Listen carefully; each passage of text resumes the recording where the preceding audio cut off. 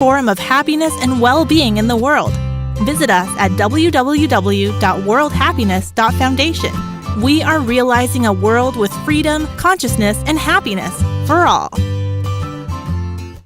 Welcome to the Heroes of Reality podcast, a podcast about the game of life and the hero's journey we all experience. Let's jump in with our host, Dylan Watkins, as he introduces today's guest. Welcome to a unique and special edition of the Heroes of Reality podcast in partnership with World Happiness Week. We are so happy to be here today. And on today's, I have a very special guest for today's episode focused around workplace happiness. Dr. Dave Heitmann is approaching 30 years in obsessive with wellness and performance space. Fueled by a love of playing sports, Dr. Dave was the kid who dove deep into the science behind performance. This translated into a career focused on coaching mindsets, habits, routines, fitness, nutrition, epigenetics, functional medicine, and physiology. From pro athletes to high-performance CEOs, Dr. Dave has been there to help guide people through their tough spots. He's been a speaker, an author, a CEO, a researcher, a board member. Through all these vast experiences, he is now putting together all of this in the technology platform to help millions of people through digital health. And so without any delay, I'd like to welcome my friend, Dr. Dave. Woo! Hey! It's happy time. Welcome, brother. It's always a happy time talking with you, man. Yes, for sure. I'm so excited to chat with you, dude. When we're putting together this thing with the World Happiness Fest and we're looking at the workplace, I could think of no one better to talk to. And I'm so excited to talk to you about the workplace happiness because I know this is a big passion of yours. Yeah, exactly. Thank you very much. And I'm definitely honored to be here, and spreading joy and happiness is what I've been about my whole life, literally before I even knew what that was all about. Even as a kid, I just wanted to see people smile and be happy. So I'm super honored to be here and sharing and spreading the good message. Yeah, brother, for sure.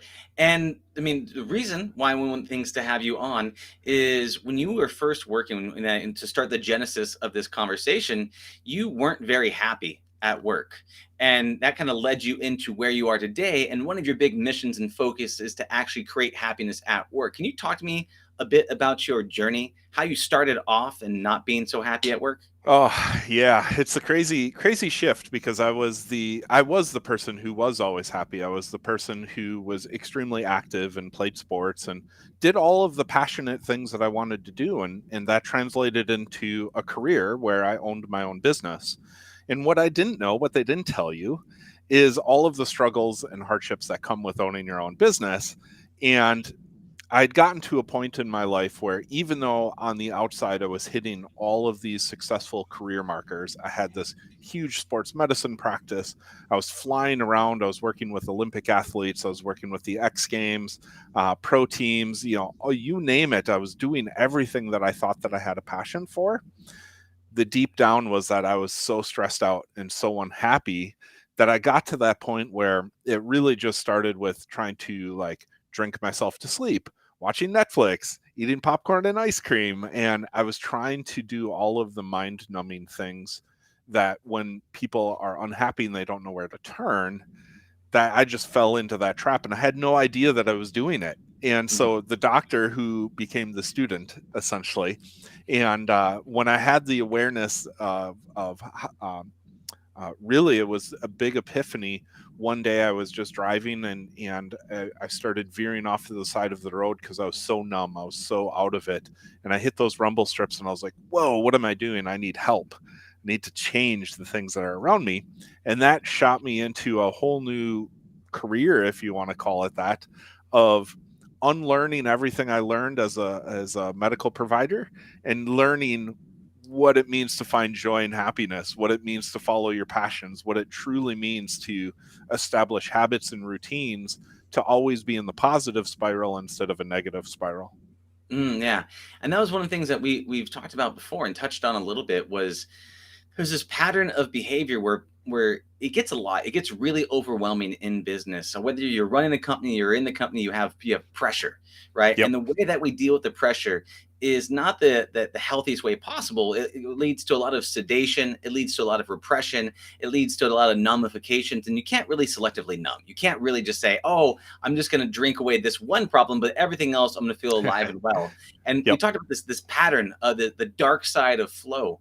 And could you kind of expand a little bit upon that, about how you found that and kind of how you help people with that pattern? Yeah, of course. It's one of those things where I personally didn't realize it. I had no concept of it when it was happening to me. Even though I was coaching athletes, I was coaching executives and doing the whole sports medicine from nuts to bolts. I didn't really have the experience to know pattern recognition at that point. And so I fell trapped to it just like everyone else is, or has. And for me now, when I look back at it, there's some really interesting things that we can talk about of positive spirals versus negative spirals. What are these small, simple habits that people are doing or not doing that create these spirals into the opposite direction? And one of them is simply, if you're not feeling fulfilled at work, if you're not feeling heard, if you're not feeling listened to, what'll tend to start to happen is frustration will set in, anger will set in. So if you find yourself angry, that's typically a sign that something is not moving in the right direction in your life. If you go home and it's, you throw stuff around, right? You get home and you're like, whatever, right? It's one of those recognitions that, hey, there's a deeper thing going on here. It's not the thing that you were upset about. It's not someone being mean to you. It's not someone saying, oh, you didn't do this right. It's literally like you need to back up and be like, okay, what is the whole scenario going on? And so those types of pattern recognitions are where people have to become aware, and then they can start to change and dictate where they actually want to go. Yeah, and that makes a lot of sense. I mean, you can't change into who you want to be if you don't know where you're at, right? So if you're Yep. talking about that pattern behavior, is you don't understand, like, someone cuts you off while you're driving, right? And then you curse at them, you yell at them, Yep. you rage on them, you try to cut them off, you go back and forth. It may not have been that person, right? It may not have been that situation. It's something deeper. There's something more going on. And so that should be a trigger to say, oh, what's happening in me, right? So what are these, so you're talking about anger as being one of these triggers. You're talking about this uncalled for rage, or maybe uncalled for depression, where something happens and then all of a sudden you just break down in tears, right? And then and that first step to change, transformation, is that awareness piece. So, I mean, can we talk about a couple more of these triggers that might not be common, that people don't always know of or aware of? It's a beautiful awareness piece where when we're in that negative loop and we're going in the wrong direction, we actually become more primal in our brain. We become more emotional. The chemicals themselves start to congregate more into a reactionary brain instead of a forward thinking and a present brain. And so anger, violence, depression, anxiety, the racing monkey brain, every culture actually has a term for it, which is really cool. Every religion has a term for it. So when we start to have that self-awareness around, this is what I used to be, and for some reason things just are irritating me, annoying me, like little ticking sounds, or you find yourself like looking across the table at someone who's eating and they're eating in that annoying way. That could be a sign that you yourself are in a negative loop, that little bit of trigger over here is triggering your primal brain to say, enough, because it's so sensitized, it's so chemical filled that we live in that primal reaction state. And the whole goal with flipping that and having that awareness is to get those chemicals out of the primal brain, start to relax and become present, and things are less annoying. We can see vision, we can see future, we can do planning. So when I work with people and I work with teams and I work with executives, it's really figuring out where that state is for them right there, and seeing, are they always busy? Are they always feeling like they can never have the never ending to do task list? Are they always living in the on fire to do task list? And if they are, we know that they're living in their primal brain, because they're not seeing the future and they're not actually the classic equation of would you rather put in an hour of time to set up systems, or would you rather spend an hour of your time every week doing the same repetitive task, right? As a business owner or as an employee or as just a mom, let's say, you want to create systems and leverage. But if you're living in that primal brain, you'll never create that system and leverage. You'll just keep doing the same repetitive stuff. Mm. Yeah, so it sounds like it's a combination of not only recognizing that it's an issue, but then also having the tactics, but more so the mindset that allows you to create the space for the tactics. All Yep. right, so you're looking at this pattern. Okay, are they in this survival mindset? Are they in this monkey mindset, this ruminating mind? Are they constantly on fire? I think of it almost like a cup being filled up with emotions, right? Yeah. And then it just overflows, and so you're at right towards the top, and then just one little thing on the top, just and it all Yep. comes rolling out. And so what I'm thinking about is you kind of find ways to find healthy ways to put holes in that cup so you can kind of drain out those emotions, and you can kind of create more space to where if you're completely calm, and I mean we've been there, Right. right, where you're calm and you're peaceful and you're enjoying things, and then someone's like rude to you and you're like, it doesn't come at you like, you don't respond with anger, you respond with like, wow, Yeah. that was interesting. You're like, I Yep. can't believe that just happened to me. So you take it that not all the ways to drain the emotional cup is the same for each person. Is there Right. ways that you go about helping people figure out, how they can actually create that space? Yeah, this is it's funny that you asked that question, because that's literally the problem that we're solving with artificial intelligence in my company, because it's Mhm. so important. It's everyone is so unique and everyone is so different, and they have a completely unique set of circumstances that pre-exist, where they're Mhm. going, what motivates them, what their social preferences are, all of those sorts of things. And so it really comes down to figuring out where you're at as an individual and testing and measuring. So in our space, we can use objective data with like fitness trackers, accountability journaling, different things that way, to know, hey, when I look back at this month, did I do the things that I said I was going to do, and did they get accomplished the way that I wanted them to, and did the outcomes happen? Super simple. Not a lot of people do it though. um, but yeah, so it's really like we break it down into 6 main categories. There's sleep, fuel, movement, environment, nerves, and mindset. And of these 6 categories, you can think about them as they all have to work together to fill your bucket or empty your bucket, whichever you may be doing. So if you want to get better sleep, you can't just think about getting better sleep. You're going to have some mindset stuff. You're going to have to maybe heal some trauma, or relax your nervous system and balance your nerves. You maybe have to change the environment that you're sleeping in and make sure that you're going into all dark rooms and put pieces of tape over your LED lights. You may have to move better. You may have to go for a 20-minute walk or a half an hour walk in the beginning of the day to make sure that your eyes are getting the sunlight, to make sure that you're getting your rhythm. So all of these things play a part together, and you could be missing any one of those things, and it could be one minor change that you do for yourself that changes the whole equation and Mhm. really allows that bucket to be a healthy bucket.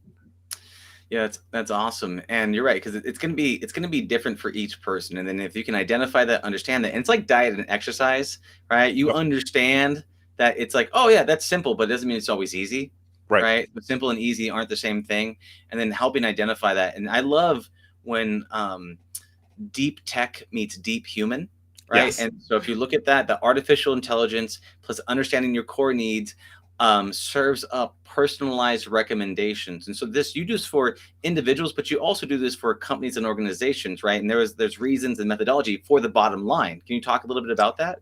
Yeah, there's a huge ROI in making humans human, right, and connecting Yeah, with humans on a human yeah, level. yeah. And it may not be immediate. Some of it is immediate, some of it's not immediate. And so we can look at employee retention. For example, we all know that there's high turnover rates. There's the Great Recession going on there, or the Great Resignation, not the recession, resignation.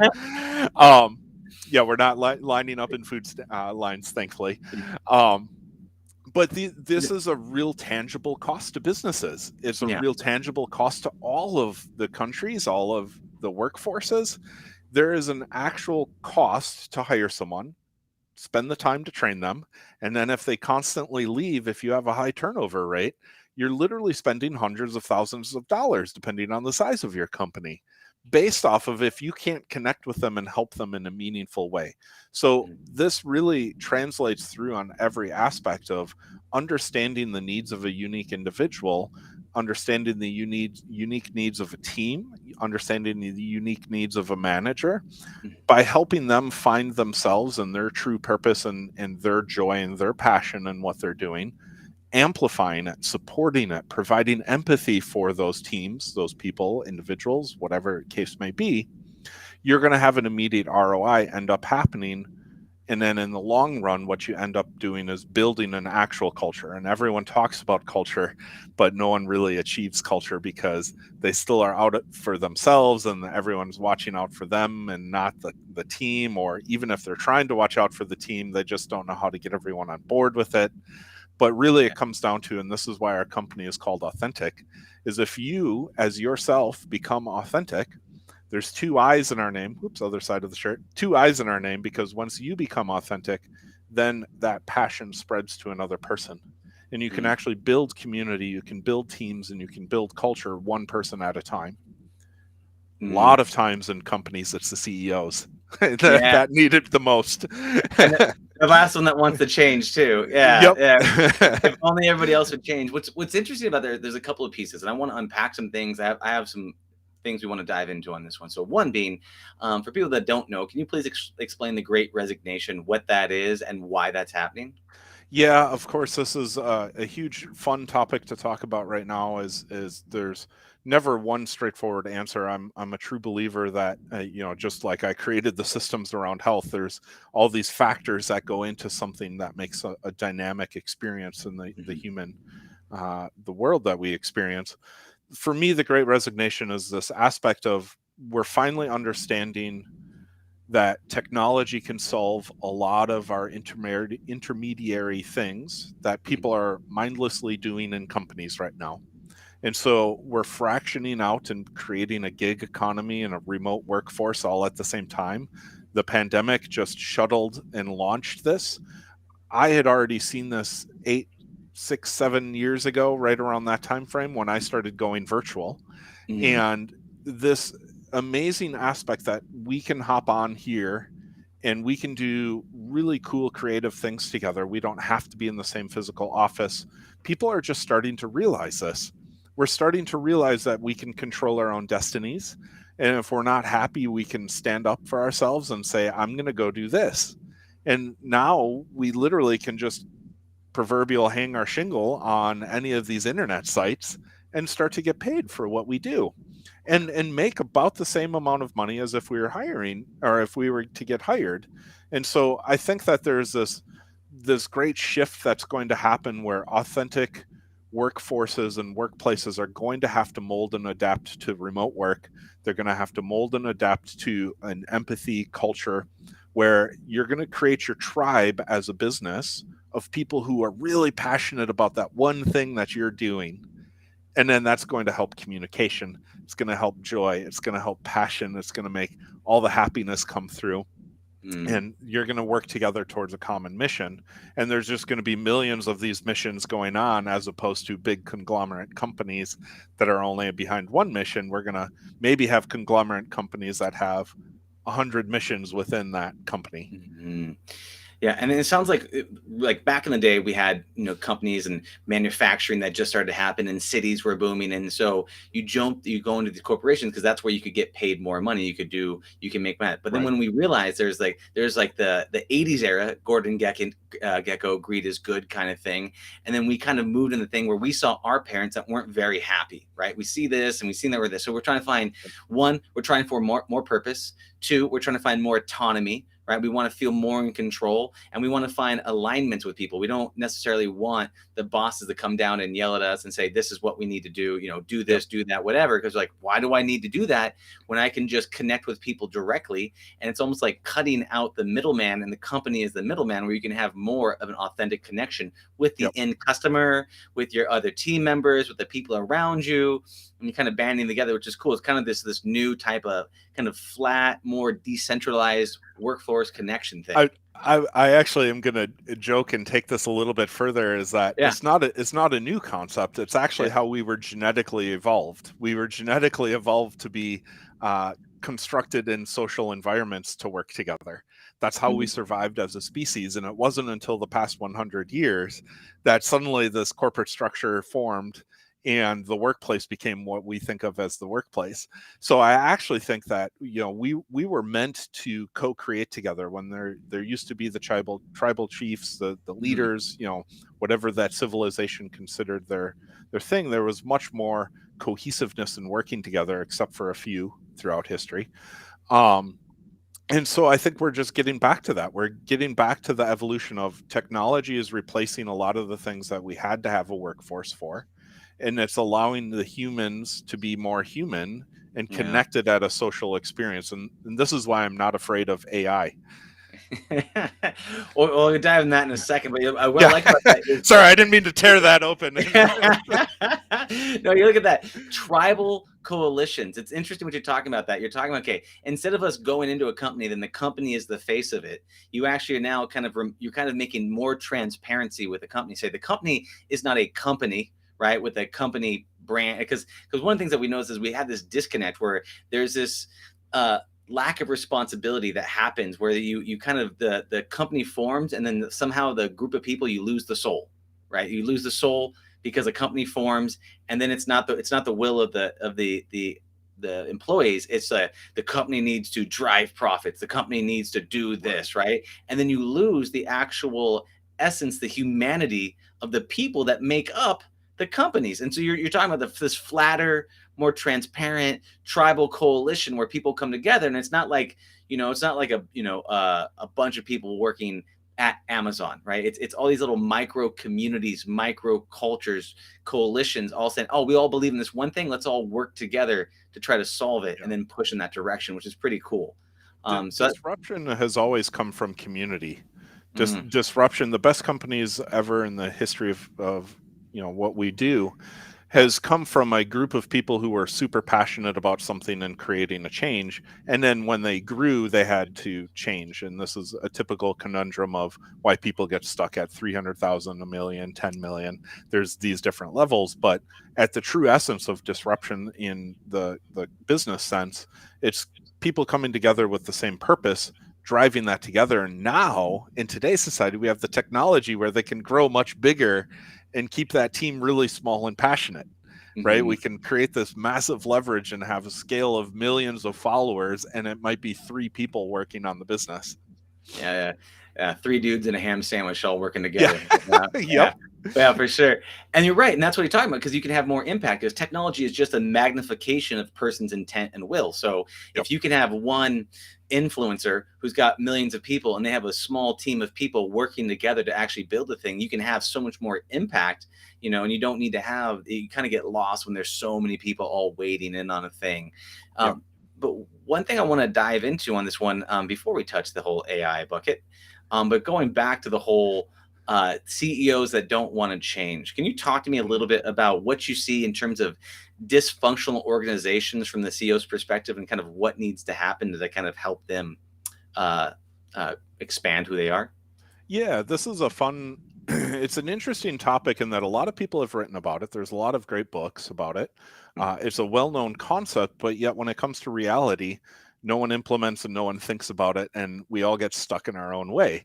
So as we grow our companies, we don't hire the coaches that actually have the sight and vision to notice that we're sticking at 1 million to get to that next level, because it's a CEO thing, not a business strategy thing. And so this is where I've made my biggest mark in helping people realize that the roadblocks are the different transformations that you have to have. Of, if you're pre 1 million, you're this startup company who doesn't really have product market fit. You don't really have enough leverage to create the teams that you need. And so you're running around like a mad person. You're the doer, you're the manager, you're the operator, and you're the visionary all at the same time. And what ends up happening a majority of the time is that the entrepreneurial cycle that makes you crazy enough to start your own business and do this makes you stay stuck in the busyness instead of becoming the true visionary and learning how to offload everything and build systems. And so what ends up is this trap where even if entrepreneurs do become successful and they hit anywhere from that million to 10 million range, a lot of them just get frustrated as they hit a sticking spot. They say, fuck it, they say beep it, and I'm going to shut down the business. And they start from scratch because they themselves don't know how to mold and change to get to that next level of business where they have to create nothing but vision and offload everything. And then also comes from healthy habits. They get stuck into this adrenaline obsessive mindset, and that doesn't work in when you need to get into that forming that corporate structure. Yeah, and that's really interesting. Because you're talking about at the different stages, a CEO needs to evolve who they are into someone who wouldn't have worked at a previous stage, right? Yep. So if I come in at the very beginning and all I try to do is systemize everything without product market fit, without making $1 million in rev, to say, okay, I know my flow, you're going to try to scale something without knowing it even works. And so you build structures and frameworks around things that don't even exist yet. But then as you scale up, you got to not only you have a direct connection to the people, you maybe need to now train the people, then connect with the people. And then that ability to kind of adjust and transform who you are is something that can put pressure. And whenever pressure is applied to humans, or like any system, right, there's breaking points. And so some of these breaking points, people try to compensate with alcohol, with late night social media, with taking it out on their spouses or some other things. Can you talk about some of these breaking points that you see that some of these CEOs go through as they try to transform who they are? Yeah, well, and that's exactly how I got stuck. I got stuck in this aspect where I didn't know how to get to that next level, which is where I ended up becoming unhappy and unsatisfied because I didn't know how to. I started growing multiple clinics, but it wasn't enough revenue and income generated to hand off to the different doctors. And so I had gotten caught in this trap personally, which is how I started becoming aware of this whole aspect and started researching it obsessively. And it really is as simple as that. Is the people who get your business going are not the right people post 1 million and especially post 10 million, because the people who are under 1 million, the best people are the crazy people who take on all of the tasks. So you may have an operations type of person and they may be labeled operations, but they're helping with marketing, they're helping with finance, they're helping build spreadsheets, they're writing emails, they're doing all, and they're running around like crazy, and there's less planning, less organization. What needs to shift in that mindset at 1 million is essentially, okay, now how can we create systems? How can we hire executive assistants to do this maybe? Or how can we hire an operations assistant to do this? And there's a real struggle that happens financially because you're not quite at that revenue where you can hire all of the tasks. So you get some people who are crazy busy at doing everything, and you got some people who come onto the team and they're like, nope, I'm only going to do this. And you get that balance, and the CEO and the leadership team needs to recognize who those people are individually and meet their needs. This is where the empathy part comes in. Understanding someone who thrives in structure and understanding someone who thrives in chaos. And they don't work well together when you're growing. You have to understand how to communicate with them and relate to them to keep them in their lanes and doing what they're doing, and then eventually replace and shift and mold. Yeah, and it was really interesting with that. You're looking at, I heard this, someone say this to me one time, that your business is like a microcosm of your central nervous system for the CEO, right? So they have this central nervous system. Basically, wherever your business can only grow to the capabilities of the CEO or the person in charge, because there's going to be some sort of thing, some sort of way that they're gonna self-sabotage themselves. They're gonna find out. So they're gonna find a way to keep themselves small, because even though that they say they want to be, I don't know, $1 billion company or whatever, insert thing, they can't do it because there's some sort of limiting belief or some sort of cognitive dissonance that causes them to shrink down into that.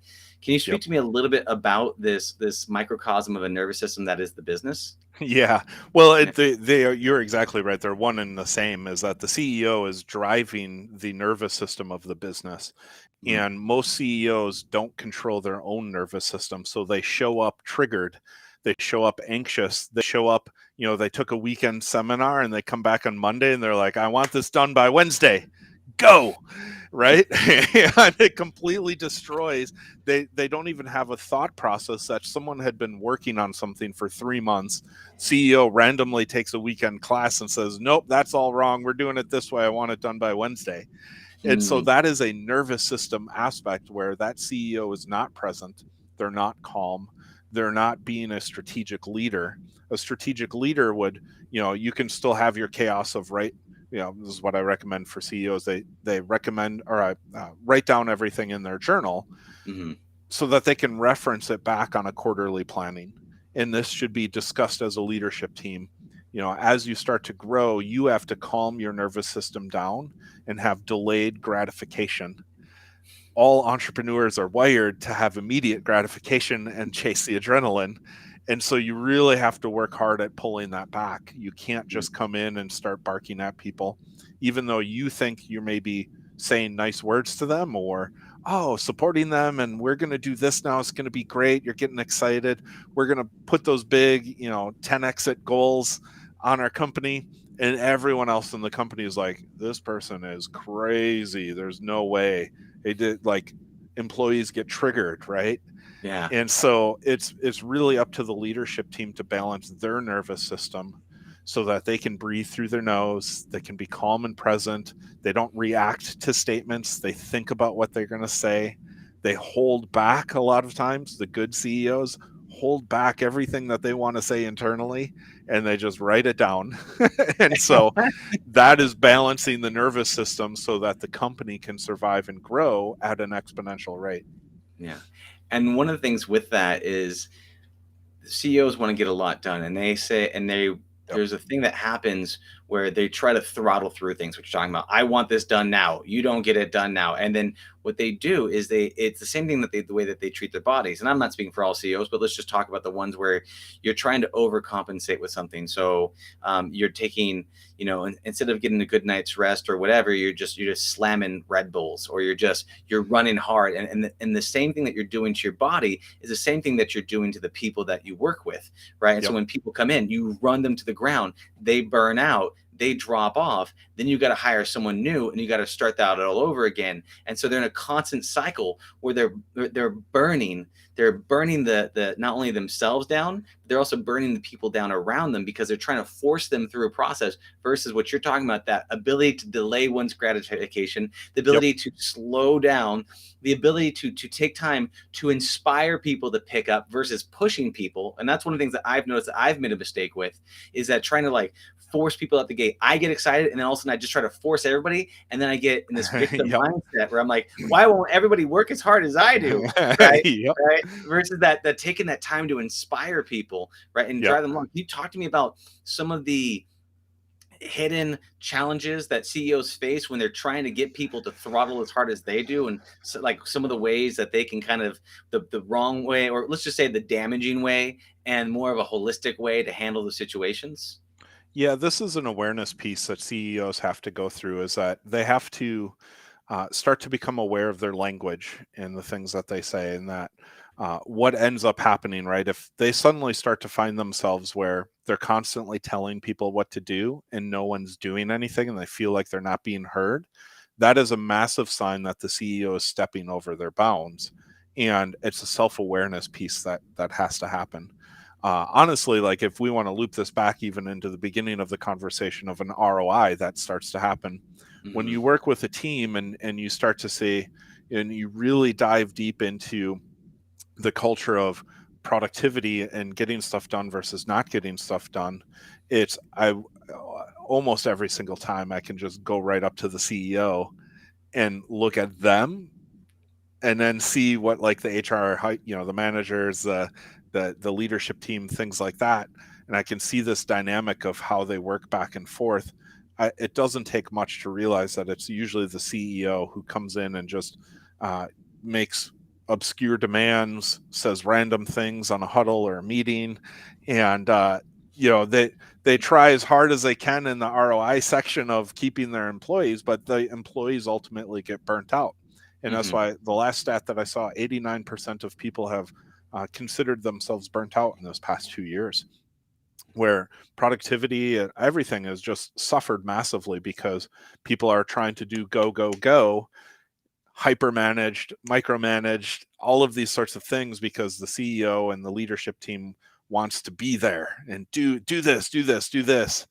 And so it's really that awareness piece around this of, if people aren't getting things done, start to ask yourself, well, what is our culture? If our culture isn't productive, what can we do around culture productivity and communication is really what it comes down to. And it's a great point. If you look at it and go, okay, if the CEO is making statements and the things aren't being communicated, is it because this entire team is terrible and they should all be fired? Is that the general thought? Yeah. Or is it that there's a power in owning the story? There's a power in saying, okay, there's a way to inspire my team to get them excited about this, and then to set up systems and structures to help them along the path. And I think a lot of people, I've seen this happen a lot in companies where you hire someone, you bring somebody on, and they're excited to work there. And then something happens, culturally speaking. And let's just say their enthusiasm, they're moving at 100 miles an hour, right? And they're like, I'm so excited. But then the employee puts in a bunch of work, and the boss makes a backhanded comment about how it wasn't done right. They go from 100 miles to like 90 miles, right? And then someone else happens where all the other team members show up late to a meeting, and then you always show up on time. And then also you go, oh, well, then I should show up late to the meeting. And it goes from 80 to 70, right? And it starts going down and down and down to where that, because the signposts, the rules on the here's our values, look at our values on the wall, are not nearly as powerful as the social standards that are unspoken but demonstrated on a daily basis, right? So, so changing those patterns of behavior, culturally speaking, right? When you're in that position, have you ever been able to do like a hard reset with the team? Have you ever been able to say, okay, I see where the culture's at, I see where everybody's at. Okay, we're going to try to do things differently. How have you been able to do that in any way, shape, or form? There's two extremes, and I'd love to talk about this from the other side too. So I'll beat up the CEO one more time, and then we'll flip it onto the employee, because I want employees to feel just as empowered here. It's not just the CEO. It's both polarities. So from the CEO standpoint, I've seen flips. I've seen massive flips where it's like we're losing this business or I'm changing, right? And the CEO makes that change, and suddenly they let the leadership team in. They become calm and present. They step kind of back. Forced vacations have been a big one for me, of helping people understand to literally just get away from your company and let your leadership like repair what you've destroyed. Go on that 1 month vacation that you've always wanted. But here's the other side of the story, is that from an employee standpoint, you may not be able to control your destiny in your company, but you can control your destiny.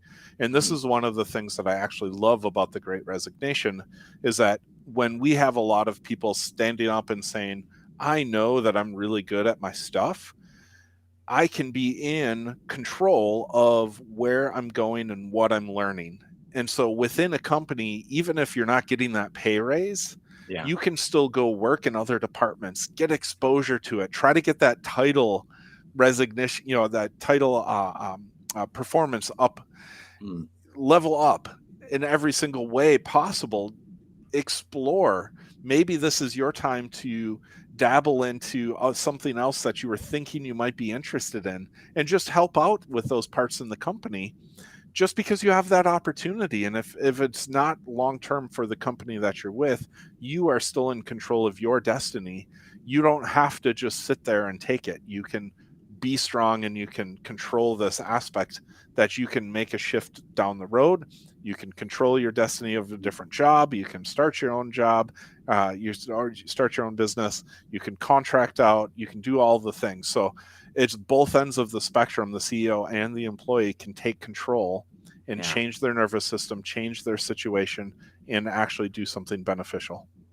That's beautiful. And you're talking about being able to shift your focus and your perspective, which ultimately shifts the stories you're telling yourself, right? Because we want autonomy, we want progression, we want mastery. I mean, these are some things that we all want. And so if you look in the business and go, okay, well, am I not getting, am I unhappy in the workplace because my boss isn't giving me recognition, or is it because I'm not making progress? So, what are the things Yep. that what can I control? And then how do I own the story? And then how do I take action? I mean, could you imagine what it'd be like if an employee went to a boss and said, "Look, I want to help you. I want to be more. I want to do more. I want to level up myself to level up this company. And here's some things I'd like to take on because I think I may not be good at it Yep. to start, but I think my enthusiasm and my excitement would add a lot of value. And then over time, I'd be able to add massive value to the situation. I mean, the ability to feel that support, and then it happens both ways, but just shifting perspective from the employee standpoint of being unhappy and how they could take on a sense of trying to master something new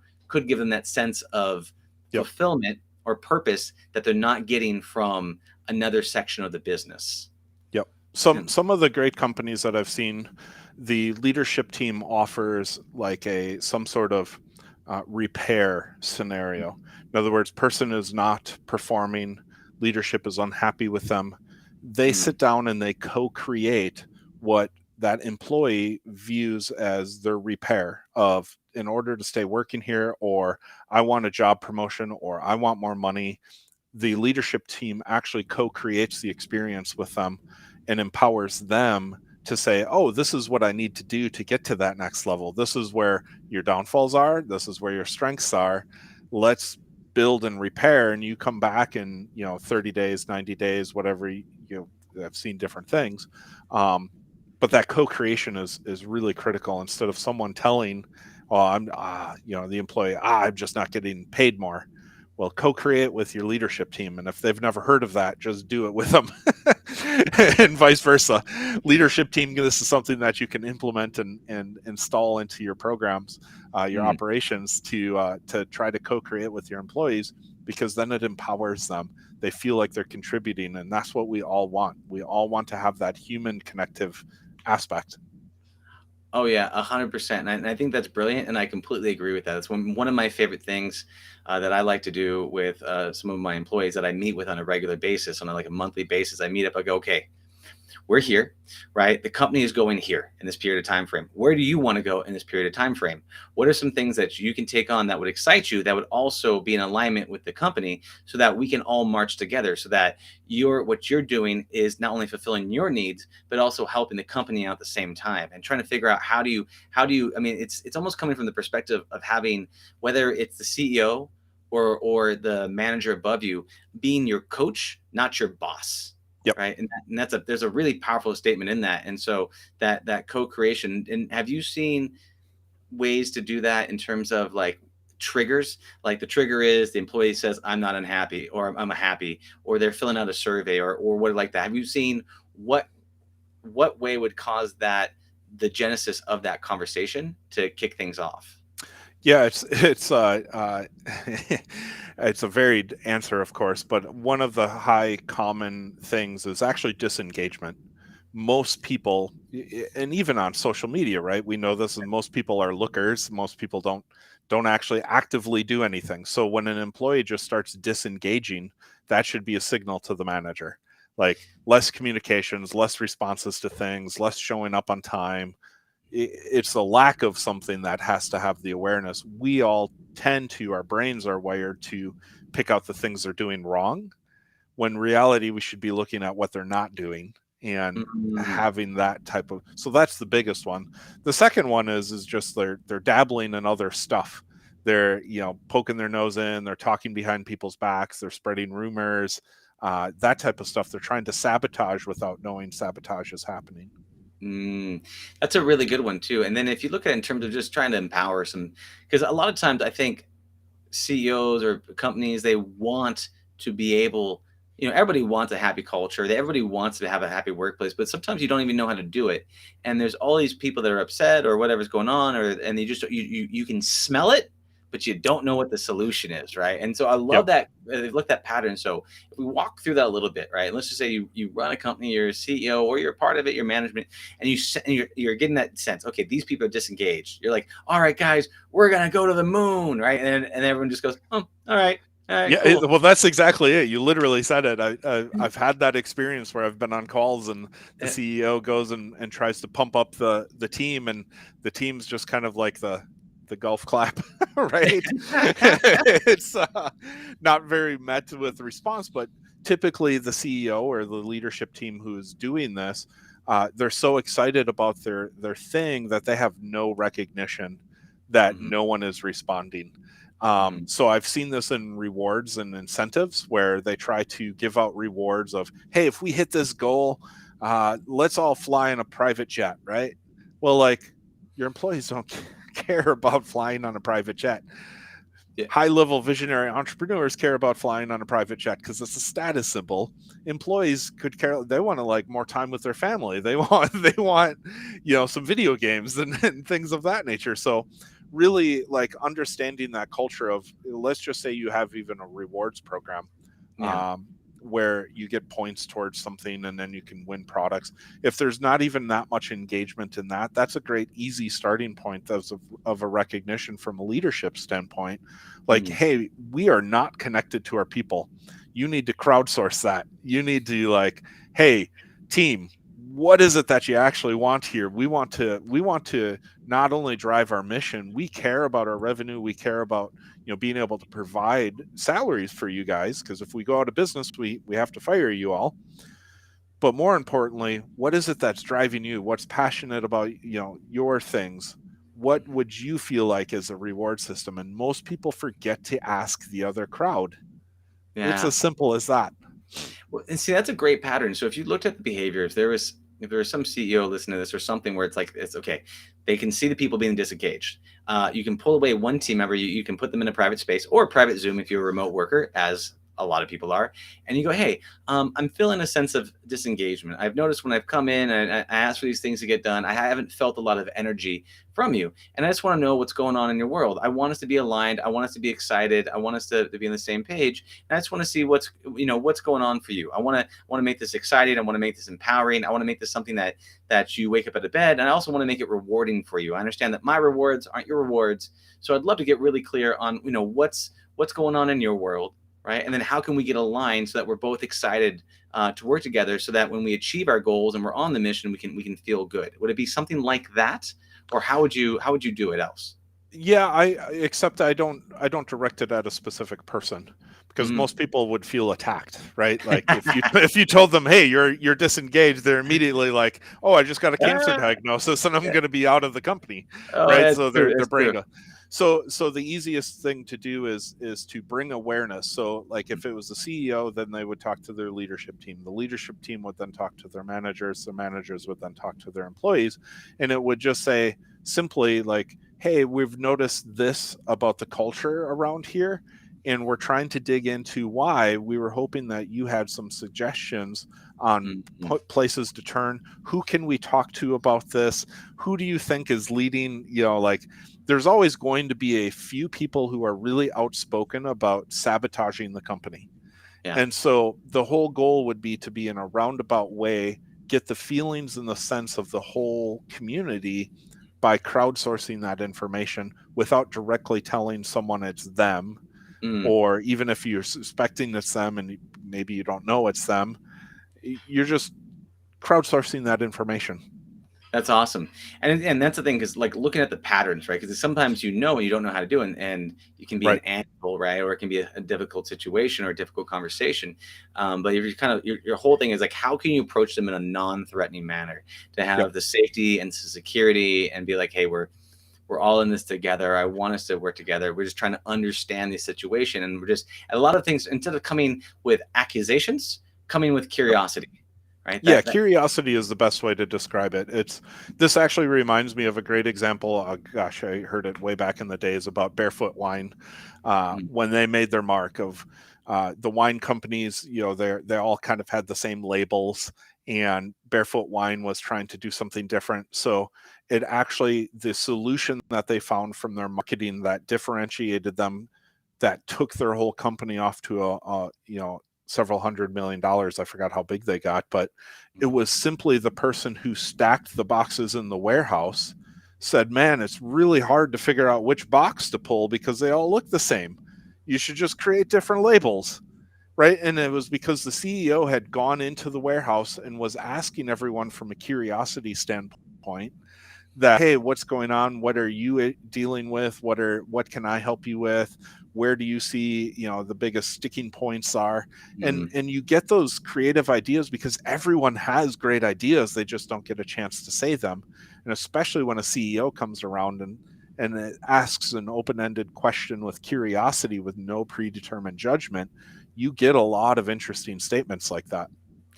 Yeah, that's really powerful. And then also there's the flip side of that. There's a flip side of that where all of a sudden the CEO has a couple of conversations, or he goes to a weekend retreat and he comes down and goes, the new company direction is hard left, everybody. We're going this way, right? And then the team, the community, the company goes, what are you talking about? So how, in terms of creating a happy culture and an aligned culture, one thing is the sourcing of the feedback, right? Is there a way to integrate these lessons when you have to do a big pivot or a big turn or something that's going to disrupt a community's flow, a company's flow? Do you have any suggestions around staying happy and also expanding into something new that might be uncomfortable? Yeah, this is so crazy that it's so blaring obvious. But I think the last stat I saw is only like 12% of companies do strategic planning. It's where you could set up quarterly planning where in 90-day segments, especially if you're pre 1 million, only thinking about the next 90 days. You kind of have your year vision, but only thinking about 90-day chunks and sticking to it. So as soon as you start to grow at all and you bring on team members and you're no longer by yourself, the aspect of changing things in a weekly rotation is a 5-figure thought process. You're never going to bust through 5 figures if you have that thought process. So you have to, once you start hitting 6 figures, 7 figures especially, you have to have this 90-day thought process and then yearly thought process. And when you start to get out into 100 million, then you have to have 2-year, 3-year, 5-year thought processes. Because what needs to happen is you, as a team, crowdsource and come together and say, this is what's best for the company. And everyone pitches in feeling like they're contributing to that 90-day plan. You can't change anything that 90 days. Otherwise, everyone gets pissed off. They feel like their job is pointless. They feel like their contribution is pointless. And that CEO who came in and said, we're now doing this, discredited everyone in the organization and the work that they did. That is something too. There's the power in the collaboration and the making of things. And one of the number one ways to upset everybody is someone to put in a ton of time and then you to take that and throw it away. Right. It's a great way to upset people. If that's what you're going for, then it definitely works. So I see that a lot, and today's technology solutions are exponentially growing, right? And so they'll put teams of people on to integrate into this new project management software. And it takes them 2 to 3 months to start to work through because they have different divisions they have to put on. And then a leadership makes a decision that 3 months later, no, we should be going with this project management company. And all 3 months of that previous work by all those employees to switch over project management is now out the window. It's so rough. What are some other things that companies can do, either in the areas of causing happiness or causing a dishappiness? What are some other ones that you've seen in terms of building a positive, authentic culture, or disempowering that accidentally? Well, let's just stick with the positive on this because I'm assuming we're running up on time. So let's leave this on a really positive note that you find your true authentic self and you be your authentic self, and that will spew into your company. So if you like dogs or cats and you like nature or something of that nature, you go do more of that and you share it with your company. Oh, that is what you're doing, and then leadership and the other people need to do the same thing. You all have to be on the same page, and you all have to encourage each other to go do the things that you want to do, and it becomes an uplifting, supportive thing that when people go for a hike out in nature, everyone's actually clapping instead of golf clapping, right? And so yeah, this is where happiness in the workplace truly comes from, is everyone starting to become their true authentic self. Then everyone starts to recognize that and supports it. And it's a process. It's not easy. yeah, But what ends up happening is you actually start sharing more of the positive news instead of talking about all the bad stuff in the company, because it's really easy to talk about the bad stuff in the company. So flip the conversation, post good stuff, get your Slack channel set up that the water cooler channel is all about positivity, right? yeah. Yeah, one of my favorite activities that we do is in our daily stand-ups that we have with the team and things that we go into. We go through at the very end and we do gratefuls. Everyone goes around and says, Mm-hmm. "I'm grateful for this," right? And that's and sometimes it's just random. I'm grateful for water. I'm grateful for that I have my health. But I've noticed when people tend to chuck gratitude to other people around and Yeah. actually mean it, you can feel this your heart being pried open, right? Where you step Yep. into the situation and which because there's like this vulnerability of like showing appreciation. And I don't know what that's about. That when you start to get vulnerable, it feels very scary to like legitimately show appreciation. Have you ever experienced that at all? Well, it's proven through science that it Mhm. is the reward of random recognition is the highest thing that our brain seeks. So this is why it's actually the same mechanism on why we gamble. It's Oh, literally the act of random rewards, the random shout outs like, "Hey, Dylan, you did great today." Like on in a public forum, like in your huddle, your meeting, whatever it is, that is by far the biggest thing that our brain actually likes. And this is proven through science, this is proven through workplace science, it's like all of the things. And yeah. so yeah, that the art of random rewards. I love that. What it makes me think about is the like if you play like little games, right? Everyone's got mini games that they play in their own heads and things like that. I imagine the game of because I like to sometimes catch my team members like with the like that look like they just took a bite of the sandwich and they just got caught with a compliment though. They're like, Yeah. huh? You're talking about me? I Yep. did this thing right, and then but you catch them like I gotcha, right? And they're like, oh yeah, like you just praise them. That's a really cool concept, and it's a little micro game that you could do to make a lot of to just spread that joy, to spread that happiness, which is really cool. I love that concept of the random shout outs, that random prize Yep. seeking, because it's that gift. Is there anything else that comes to mind for you in terms of creating a good happiness and culture? I would say that that is literally the most simple approach is Yeah. you want to create that the act of surprise, the act of recognition, the act of support and empowerment. And if you can of course micro get into a whole bunch of different stuff, but for the sake of this type of podcast, I think that that is the beauty of where people really need to just start thinking about, have curiosity towards it, start exploring it. There's lots of resources out there that you Mhm. can start to explore. There's even technology companies that help with random rewards and points that you can earn as employees that go into a marketplace and all sorts of fun stuff. That's awesome. Yeah, and one of the things that I've liked to do and I've noticed been super helpful is if I can get on a cadence with meeting with key members, right, and having space not only to talk about the mission, vision, where we're going in alignment with them, but also create space for any type of difficult conversations as well, right? To create Hmm. that space for hey, is there anything that I've done that upsets you or anything that you've upset me, and let's just have a quiet space to kind of get these things off our chest because I've noticed that there's a pattern where people kind of it kind of annoys them a little bit, then they put it off, and they kind of builds up from like, kind of to the resistance, the resentment, to completely shutting down and then disconnecting along that path. And so, Yeah. one thing that comes in my mind as well is creating that space for hey, in a cadence that's somewhat regular, like hey, this is an opportunity to say, is there anything top of mind that we can get into? Because I've noticed that when you can actually talk about those difficult things and you have that collision, if you can do it in a healthy and cathartic way, there's a resolution that comes from that afterwards. You actually feel closer afterwards. I don't know if you ever experienced that. Yeah, so it's part of my culture that I do in my business is I ask where were you uncomfortable, what went wrong, So to me, the big point on this whole aspect of what you just said is make it regular. Don't make it a unregular thing. If you regularly ask for people's opinions around, what is wrong with this situation? This marketing campaign didn't work. What do you think went wrong? Where did we do all of the wrong stuff? You just dive deep into those questions on a regular basis. It then becomes a supportive culture and a supportive commentary, instead of, if it's random and out of the blue with people, they're going to find it offensive, like it's a personal attack on them. And so if you have a whole culture where, like, every Friday you email out to them, what went right this week, what went wrong this week, how can we support you, right? Like, just that simple fact, you will start to hear the things of, like, oh, our headsets are off, right? Like, we have crappy headsets and we're a sales team. We need to have better headsets, right? You'll start to hear that, whereas you would have never heard that before. Which is awesome, because you're almost taking this like social credit and you're putting social credit into the bank, right? And you're like, hey, I'm listening. I care. Give me your feedback. I'm curious. I want to learn. Hey, what can I help you with? Where are you stuck? What can I do better?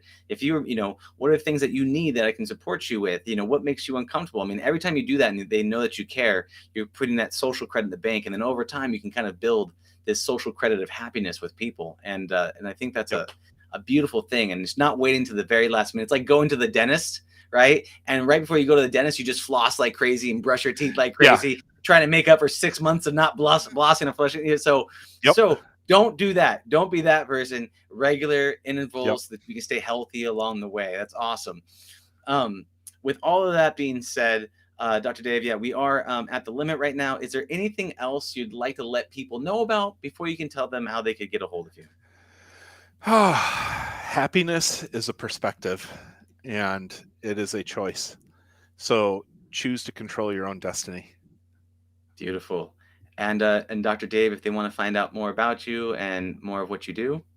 Yes, Authentic with 2 Eyes. If you look us up, we have a Slack community and a Discord community, and they're all focused on empowerment around well-being, productivity, and performance. So you hop into those. That's how you get access to our technology. That's how you get access to all of our programs. We have things like 30-day deep sleep challenges and master reset programs and all of the things that you need to feel engaged and empowered to figure out what works for you. Awesome. Dr. Dave, thank you so much for your time. I appreciate you very much, my friend, and I will see you on the other side. Take care. Take care now. Bye. Thank you for listening to the Heroes of Reality podcast. Check out heroesofreality.com for more episodes. While you're there, you can also take the Heroes quiz to find out what kind of hero you are.